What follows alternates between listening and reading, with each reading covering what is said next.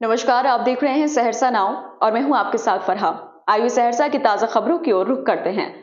सहरसा की महिषी उत्तरी panchayat ward number 10 की अपर्णा प्रियंवदा ने नेट परीक्षा में सफलता प्राप्त कर प्रखंड और गांव का नाम रोशन किया है। प्रारंभिक शिक्षा गांव की बालिका मध्य विद्यालय से और मैट्रिक एवं इंटर प्रोजेक्ट बालिका हाई स्कूल से करने के बाद संस्कृत की ओर रुचि बढ़ाते हुए उग्रतारा भारती मंडन संस्कृत महाविद्यालय से शास्त्रीय प्रतिष्ठा पूरी की।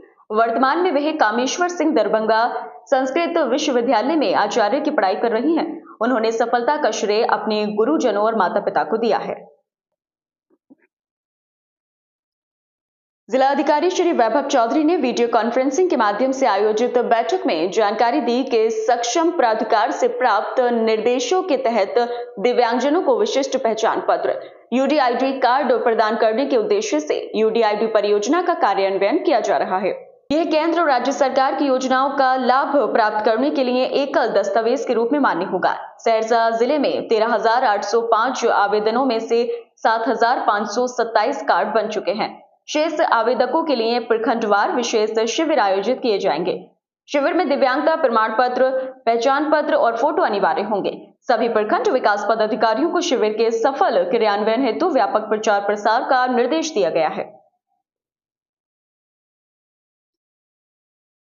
सहरसा के सीमरी बख्तियारपुर अनुमंडल कार्यालय परिसर में 15 लाख की लागत से बने वकालत खाना भवन का उद्घाटन आरजेडी विधायक यूसुफ सलाउद्दीन ने शुक्रवार को फीता काटकर किया। उन्होंने बताया कि अनुमंडल अधिवक्ता संघ के शिष्टमंडल ने अधिवक्ताओं के लिए बैठने की व्यवस्था की मांग की थी, क्योंकि उन्हें कार्यालय के बरामदे में बैठकर प्रैक्टिस करनी पड़ती थी।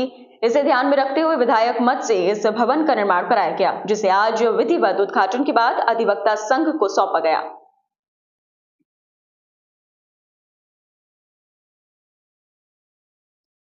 पूर्व मध्य रेलवे के समस्तीपुर मंडल के डीआरएम विनय श्रीवास्तव गुरुवार की रात स्पेशल ट्रेन से सहरसा जंक्शन पहुंचे और समस्तीपुर सहरसा रेलखंड के विभिन्न फाटकों और स्टेशनों का औचक निरीक्षण किया।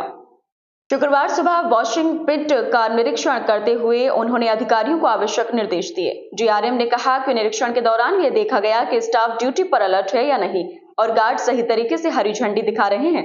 सहरसा से दिल्ली और कोलकाता के लिए स्पेशल ट्रेन का प्रस्ताव भेजा गया है, जबकि दीपावली और छठ के लिए भी विशेष ट्रेन की योजना है। शुक्रवार को सहरसा जिला अधिकारी श्री वैभव चौधरी द्वारा विभिन्न जन कल्याणकारी योजनाओं की अद्यतन स्थिति की समीक्षा की गई।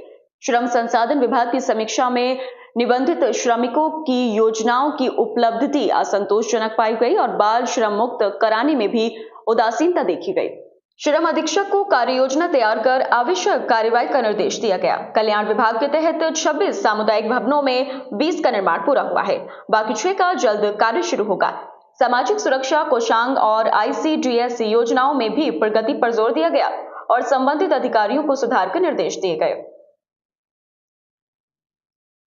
सहरसा में राष्ट्रीय स्वयंसेवक संघ आरएसएस द्वारा शरद पूर्णिमा उत्सव धूमधाम से मनाया गया। मुख्य अतिथि प्रांत सेवा प्रमुख राजा राम कुमार ने संघ के प्रयासों की सराहना करते हुए कहा कि 100 वर्षों से संघ हिंदू समाज को संगठित करने के लिए सतत प्रयत्नशील है।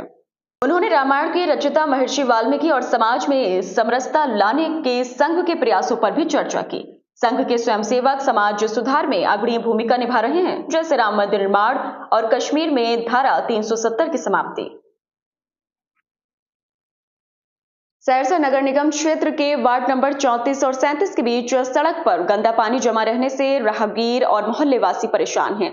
लोग नाक पर रुमाल रखकर जल्दी में निकलते हैं। स्थानीय निवासियों का कहना है कि यहाँ कुछ देर रहना भी मुश्किल हो गया है। नगर निगम बनने के बाद सफाई व्यवस्था चरमरा गई है। वार्ड पार्षद प्रतिनिधि सिंकू सिन्हा ने बताया कि नाला और कलवर्ट का निर्माण किया जा रहा है, जिससे जल जमाव की समस्या दूर होगी।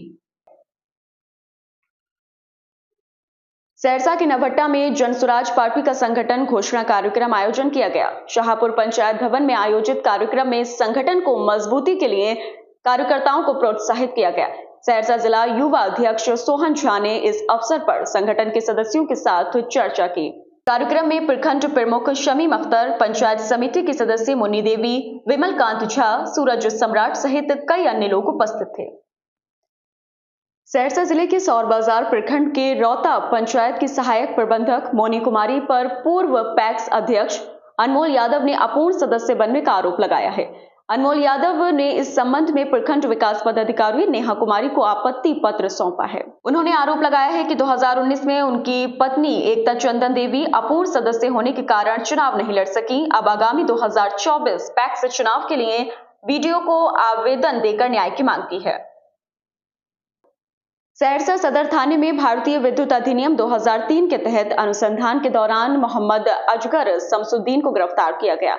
दोनों की निशानदेही पर चोरी किए गए ट्रांसफार्मर के रिंग और क्वाइल सहरसा के डुमरेल स्थित मोहम्मद गफूर के घर से बरामद हुए।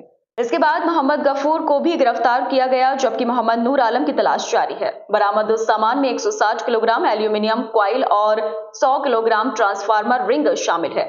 गिरफ्तार अभियुक्तों पर कानूनी कार्रवाई की जा रही है। पुलिस अधीक्षक सहरसा के निर्देशन में अवैध शराब और तस्करी के खिलाफ विशेष अभियान चलाया जा रहा है। इसी क्रम में बनगांव थाने की रात्रि गश्ती टीम को गुप्त सूचना मिली कि स्विफ्ट डिजायर कार से प्रतिबंधित कोडिन युक्त कफ सिरप सहरसा लाया जा रहा है। सूचना के आधार पर गश्ती टीम ने गौरहो चौक पर तलाशी अभियान चलाया और तेजी से भागने का प्रयास कर रही उक्त कार को पकड़ा। तलाशी में 80 लीटर कफ सिरप और 4 तस्करों को गिरफ्तार किया गया है। मामला बनगांव थाना कांड संख्या 150/24 के तहत दर्ज हुआ। सहरसा और आसपास की तमाम छोटी बड़ी खबरों के लिए हमारी चैनल सहरसा नाउ न्यूज से जुड़े रहिए। अभी के लिए इतना ही, बाकी लेटेस्ट अपडेट हम आप तक पहुंचाते रहेंगे।